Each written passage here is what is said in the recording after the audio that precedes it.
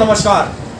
आज हम मौजूद हैं बरेली के वरिष्ठ साहित्यकार, कला प्रेमी, कला और संस्कृति से मोहब्बत करने वाले, उसको प्रोत्साहित और बढ़ावा देने वाले ऐसे राजेश शर्मा जी के चैम्बर में।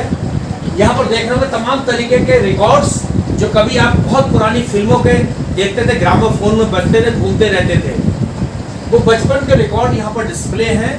यहाँ पर प्राचीन कला और संस्कृति से जुड़े बड़े बड़े साहित्यकारों के, बड़े बड़े कलाकारों के, बड़े बड़े फनकारों की तस्वीरें भी इस खबर में हम आपको दिखाने जा रहे हैं। साथ ही साथ मिलवाने जा रहे हैं राजेश शर्मा जी से। वो आपको जानकारी देंगे कि बरेली में किस तरीके से उन्होंने कला को, संस्कृति को प्रोत्साहित किया था, अब वर्तमान में क्या होना चाहिए। आइए जुड़ते हैं राजेश शर्मा से और सुनते हैं उनकी बात। जुड़े रहिए हमसे, देखते रहिए गंभीर न्यूज। दर्शक आपको देख रहे हैं, क्या पैगाम बरेली वासियों को देना चाहेंगे, नौजवानों को खास तौर से? बरेली एक बहुत खूबसूरत शहर है, बरेली एक बहुत प्यारा शहर है। मैं बरेली को छोड़ के नहीं गया, जबकि मेरे पास बहुत सारी अपॉर्चुनिटीज़ थी। मैं चैनल्स में या फिल्मों में जा सकता था, लेकिन मैंने लिटरेचर को भी नेशनल लेवल पे बरेली में किया। मैंने फिल्में भी करी, मैंने टेलीविज़न भी किया, मैंने डॉक्यूमेंट्रीज़ भी की।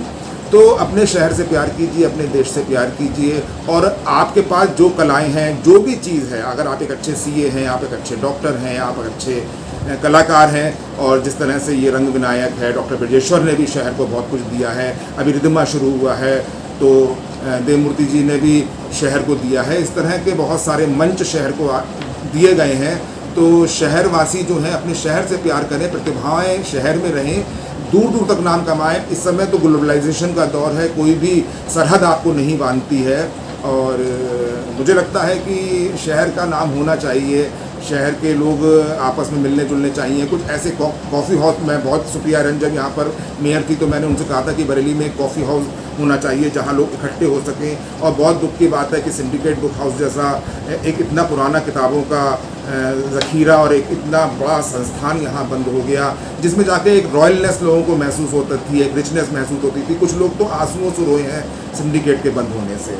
तो सरकार को भी प्रयत्न करने चाहिए, हमारे जो जनप्रतिनिधि हैं उनको भी प्रयत्न करने चाहिए, और सबसे पहले हम लोगों को प्रयत्न करने चाहिए। अब एक लड़का अमन मलिक नाम का था, उसने यहाँ पर एक चाय का कैफ़े शुरू किया था कि लोग चाय पे ही बात कर सकें, चर्चा कर सकें, लेकिन लोग नहीं जुड़े। अब अक्षर विहार में भी इस तरह की कुछ चीज़ें शुरू हो सकती हैं। बहुत हमारे मेयर साहब द्वारा बहुत अच्छा वहाँ पर डेवलपमेंट्स किए गए हैं। तो मुझे लगता है कि हम लोगों में मिलने का जज्बा कम है, हम लोग कम मिलते हैं, हम लोगों को ज़्यादा मिलना चाहिए और बातें करनी चाहिए। राजेश जी है बरेली के वरिष्ठ रंगकर्मी, साहित्यकार, और इनकी किताबें मैं दिखा रहा हूँ। आप किताबें का ज़ख़ीरा देख के खुद समझ जाएंगे कितने पढ़े लिखे लिटरेरी व्यक्ति हैं। हजारों तरीके की किताबें जो आपका ज्ञानवर्धन कर सकती हैं, इनके ऑफिस में यहाँ पर डिस्प्ले हैं, और लोग बड़ी दूर दूर से आते हैं। जिस चैम्बर में हम खड़े हुए हैं उसमें बैठने को शायद लोग तरसते होंगे। राजेश जी के स्टूडियो में, इनके ऑफिस में एक ख़ास बात जो मैं देखने में आ रहा हूँ, कैमरा मेरा देख रहा है, वो रिकॉर्ड जो HMV के रिकॉर्ड हुआ करते थे, चलते थे पहले कभी बहुत साल पहले, उनके बारे में थोड़ी और जानकारी राजेश जी से। राजेश जी क्या कहना चाहेंगे? गोल गोल जो पहिए से लटके हुए हैं, इन्हें क्या कहेंगे? भाई, मैं मौसीकी का बड़ा शौकीन रहा हूँ। क्लासिकल म्यूज़िक में मेरी बहुत रुचि है, मेरी फिल्मी संगीत में भी बहुत रुचि है। और क्या था कि मेरी माँ ने मुझे गिफ्ट किया था 7 रिकॉर्ड चेंजर। उस ज़माने में हमारे ड्राइंग रूम में बड़ा सा लगा होता था, लेकिन समय के साथ साथ ये रिकॉर्ड्स ख़त्म हो गए, तो उसके पार्ट्स मिलना दूभर हो गए।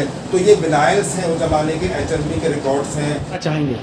हाँ, तो ये आप देखिए कि नूरजहाँ का रिकॉर्ड है उस ज़माने का। गीता दत्त जी बहुत खूबसूरत गाती थी। फैज़ अहमद फैज़ की जो गज़लें थी वो उसके रिकॉर्ड्स आते थे। अभिमान, पूर्व पश्चिम, पाकीज़ा, लता जी जो बैठी हैं अपने ग्रामोफोन के साथ, मतलब ये अब हमारे लिए बेकार हो गए थे, इनका कोई वैल्यू नहीं थी, घर में रखे हुए थे। तो मुझे लगा, मैं इनको कभी फेंक नहीं पाया। शायद लोगों ने फेंक दिए होंगे, लेकिन मैं इसको फेंक नहीं पाया कभी। तो फिर मैंने इसको ऐसे डिस्प्ले कर दिया। तो मेरी एक वॉल का काम कर रहे हैं ये। अभी देखिए, मैंने मुझे 2000 का एक कैलेंडर मिल गया, जिसमें इधर से आइए, ये देखिए बड़े गुलाम अली खां साहब, सुबह लक्ष्मी जी, पंडित उस्ताद बिस्मिल्लाह खां साहब, लता जी, पंडित रविशंकर जी, कुमार गंधर्व साहब। अब ये जो आप दीवार देख रहे हैं, ये इस पर डिस्प्ले होने के लिए तैयार है। अभी मेरा आने वाला है इलेक्ट्रीशियन, वो इसको डिस्प्ले करेगा यहाँ पर। और इस तरह की पेंटिंग्स का, मुझे मॉडर्न पेंटिंग्स का भी शौक़ रहा है।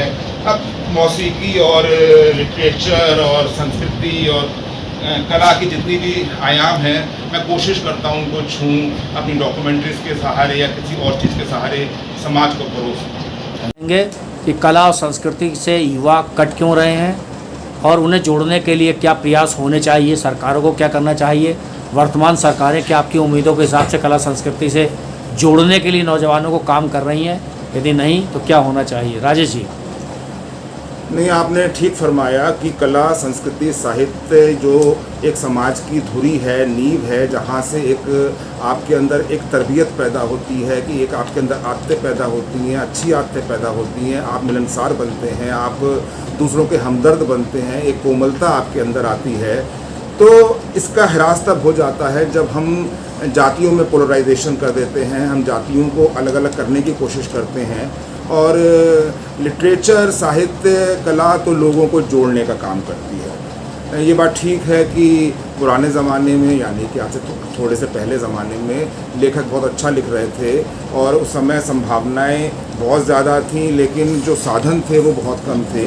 इस समय तो साधन बहुत ज़्यादा हैं। आप अपनी किताबें खुद पब्लिश कर सकते हैं, आप दूर दूर तक अपने आप को पहुंचा सकते हैं और 2 मिनट पे, एक आपके ट्रैगर पे ही आप बहुत सारी जगह अपना संदेशे को भेज देते हैं। लेकिन उसके साथ ये है कि जो एजुकेशन सिस्टम है, जो हमारी कला, संस्कृति, साहित्य को आगे ले जाने वाली परिपाटी है, उसके लोग या तो ख़त्म हो रहे हैं या फिर वो उनमें वो उत्साह नहीं रहा। क्योंकि अगर मैं बात करूं हिंदी साहित्य की, जिससे मैं पिछले 35 वर्षों से जुड़ा हूं, तो उसमें लिखने के बाद भी कोई बहुत ज़्यादा कमाई नहीं है। एक हिंदी लेखक को भी अपनी कमाई के लिए दूसरे साधनों पे जीना पड़ता है।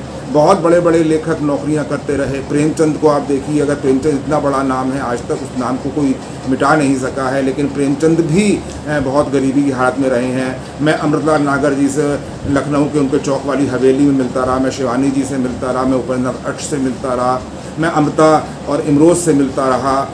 तो जो लोग पीछे परिवार से अच्छे थे वो तो अपनी जीविका चला रहे थे, या जो फिल्मों में पहुंच गए थे उनके पास पैसा ठीक आ गया था। लेकिन हिंदी का लेखक हमेशा गरीब ही बना रहा, उसको इतना नहीं मिला।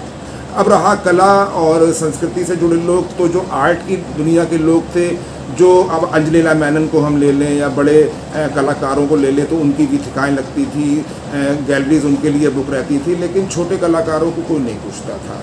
भारत में इतनी संस्कृति है, इतने सारे बिखराव हैं, इतने रंग हैं, इतनी कलाएं हैं, इस कदर यहाँ पर संगीत है, साहित्य है।